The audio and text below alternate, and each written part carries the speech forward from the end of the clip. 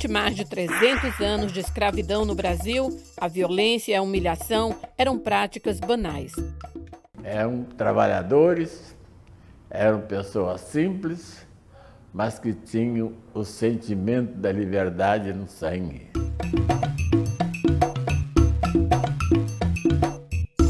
No Ceará, o grupo mais significativo de escravos é exatamente o de origem angolana. Esse é o grupo mais importante. Então você vai pegar no Vale do Jaguaribe e no Vale do Acaraú, que são as duas áreas mais importantes da pecuária, onde você vai encontrar o maior plantel de escravos no Ceará.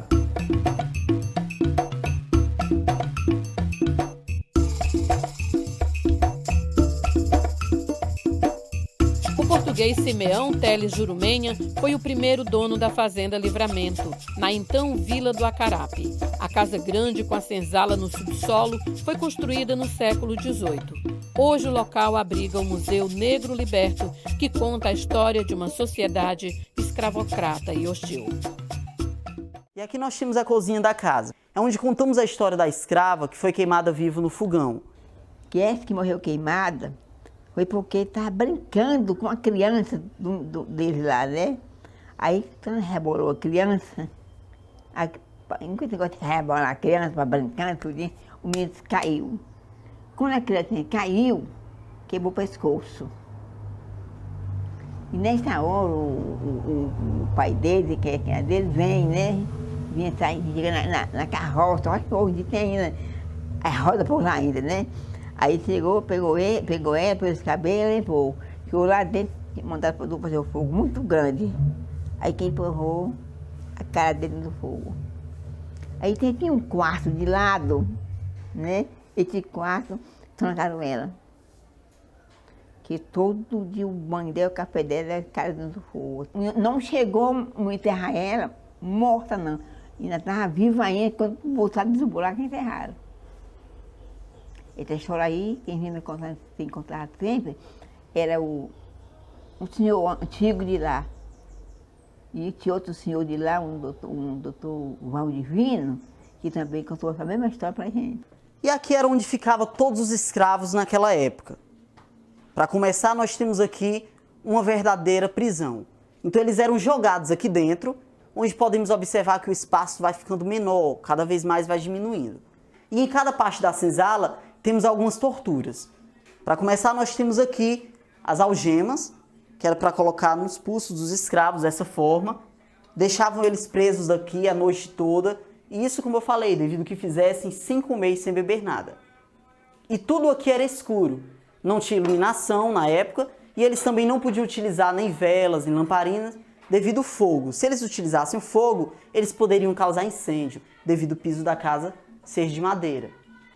Nessa parte nós temos a sala do tronco, onde os escravos eram presos no tronco de costas e o feitor ficava com o chicote na mão. Assim, o escravo sofria bastante. Para que o escravo sofresse mais ainda, eles resolveram inventar o chicote de 3 pontas, para com um só açoite, ferir logo o corpo do escravo em 3 cantos. Como os escravos eram escravos africanos, escravos altos de 1,80 m, 1,90 m de altura, eles ficavam presos aqui dentro.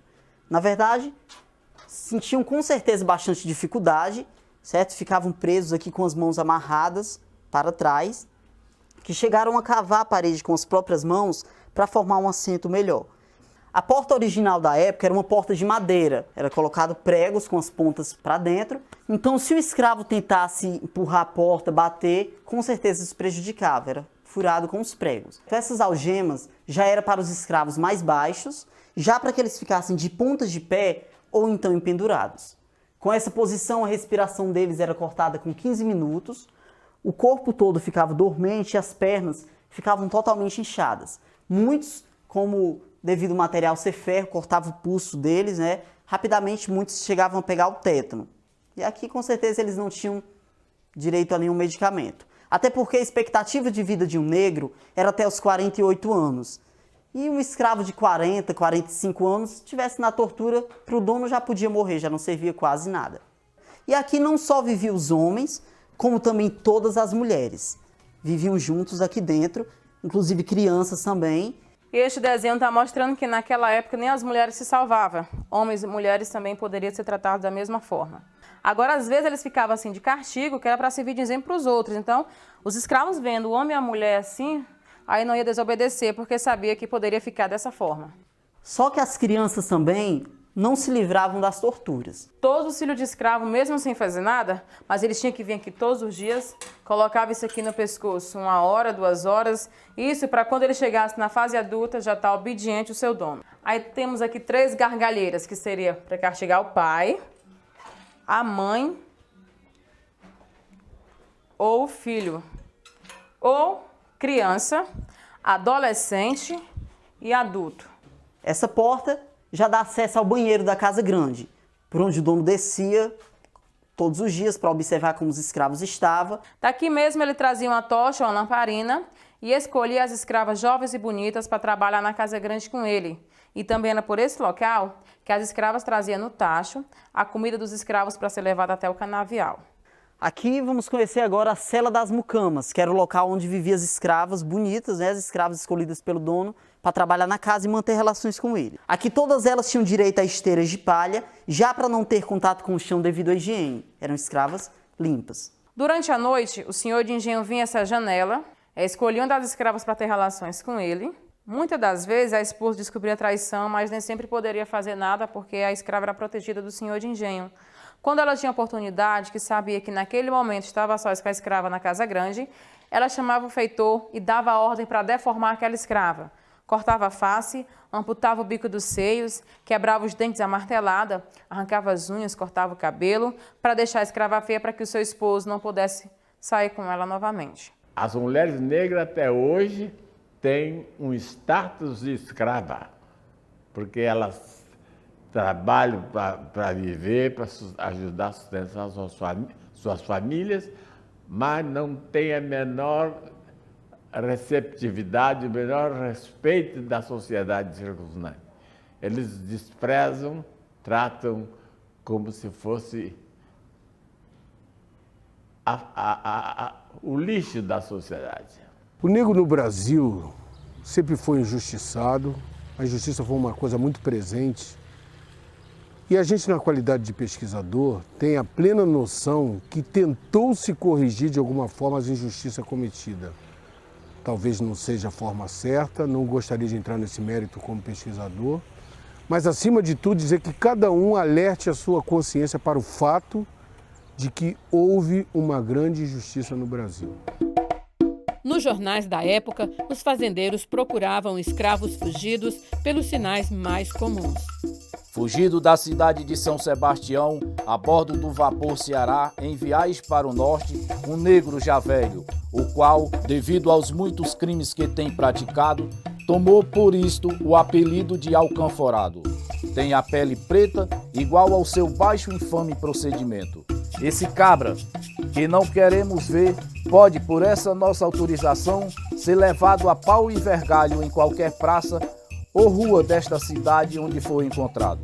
Podem mesmo sangrá-lo, que só assim a humanidade será vingada dos ultrajes praticados contra a honra por esta fera.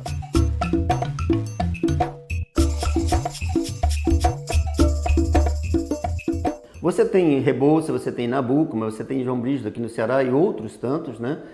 Homens daqui do Ceará que estão em torno do jornal O Libertador, que depois vai virar a República.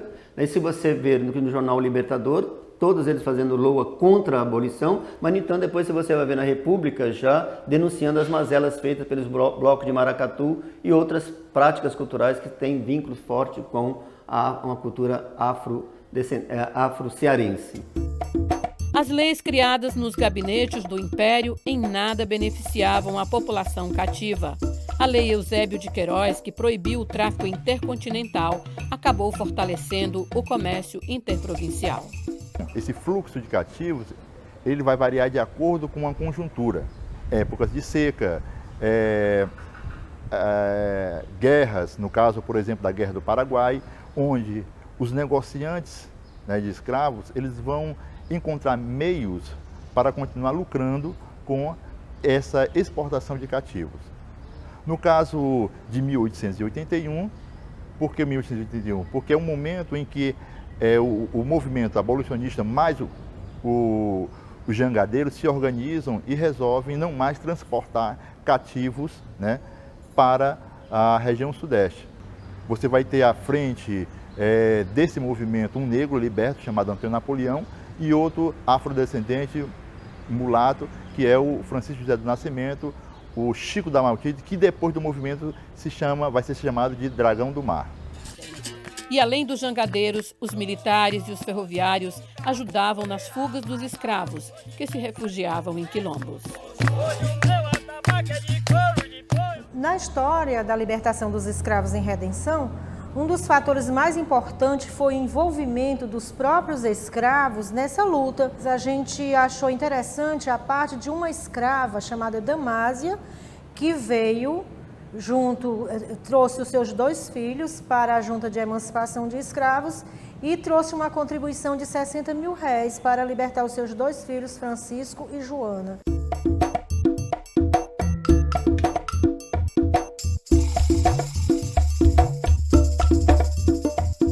Os líderes do movimento abolicionista no Ceará, que estavam imbuídos, né, dessa luta contra a escravidão, todos eles estavam bebendo no pensamento liberal, né, na necessidade já de pensar o fim da escravidão, e eram homens, muitas vezes deles, profissionais liberais, né?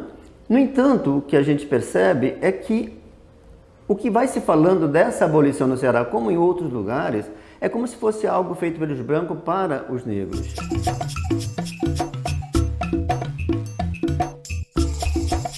A Vila do Acarape aguardava ansiosa o dia da libertação dos escravos, 1º de janeiro de 1883. A comitiva formada por João Cordeiro, Liberato Barroso, Padre Guerra, Justiniano de Serpa, Maria Tomásia, José do Patrocínio, que foi uma presença muito ilustre na nossa cidade, e outros.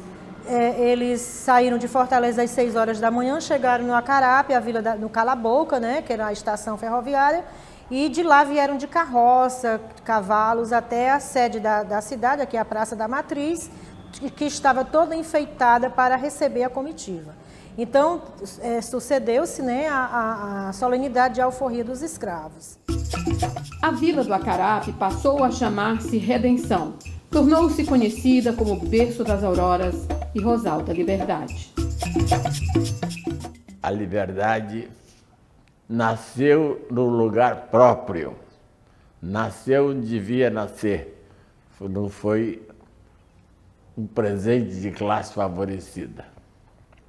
Eu acho isso aí muito importante e muito bonito para o Brasil inteiro. Eu acho que o Ceará, se não tivesse mais nada para se orgulhar, ele tem esse fato histórico da maior relevância no país, né? Ele foi o primeiro estado que libertou os escravos no país.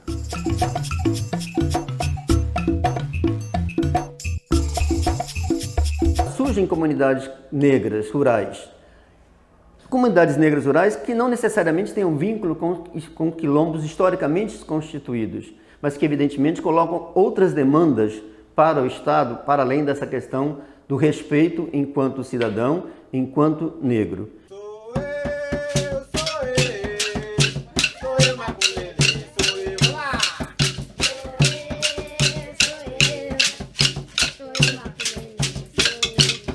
Esta comunidade, ela surgiu da vinda de um negro fugido, pulando de um navio na hora que eles ancorou na Barra do Ceará. Ele não queria ser escravo e nem ser vendido, então ele fugiu dali correndo. Ele foi caçado a dente de cachorro, daqui até a sede de Pacajus. Hoje, nós estamos bem desenvolvidos já, graças a Deus, graças ao nosso desempenho, mas aqui foi muito sofrido. Eu tinha vergonha de mim mesmo, porque as pessoas zombavam, né, de mim. Passei por muita dificuldade. Hoje não. Hoje, como o governo já trabalha a causa negra, então a gente já vê com outros olhos.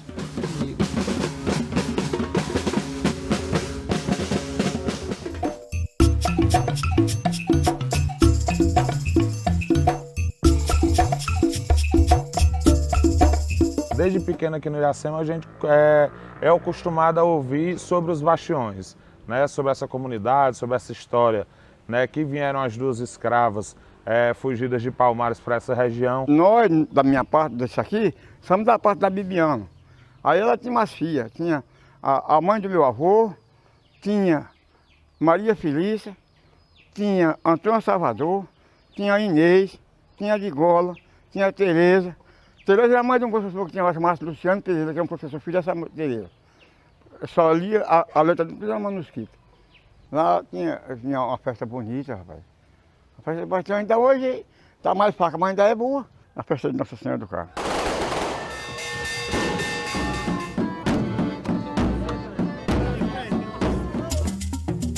Passados 123 anos da libertação dos escravos, o Brasil ainda não se libertou do preconceito e nem assimilou as lutas em favor da cultura e dos direitos humanos e civis da população negra.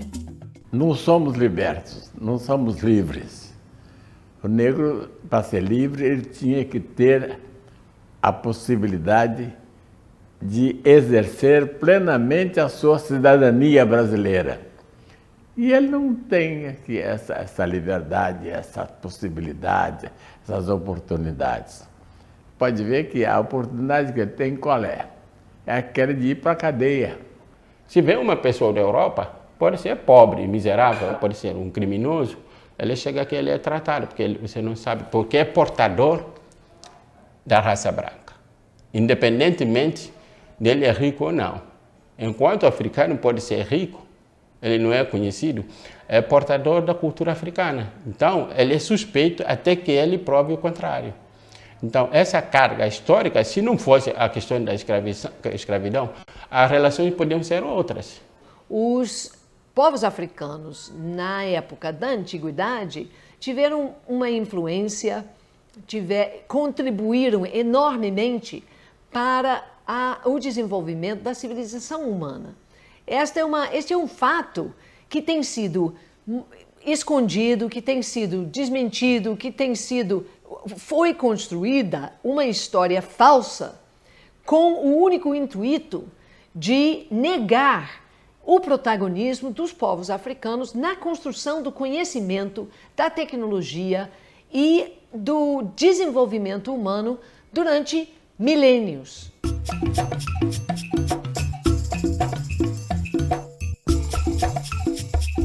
Vou fazer daqui a 2 dias ou 3 dias, sei lá, 97 anos.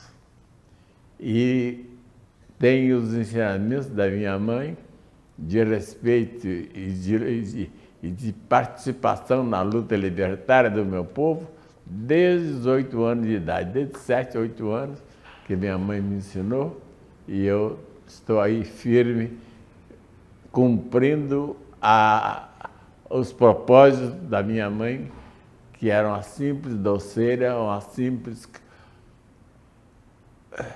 costureira, entendeu? Ama de leite, escrava dos fazendeiros, entendeu? E, no entretanto, ela tinha esse senso de liberdade e essa independência no falar. Eu acredito que agora a população negra está alerta, está tentando se articular nesse sentido, né?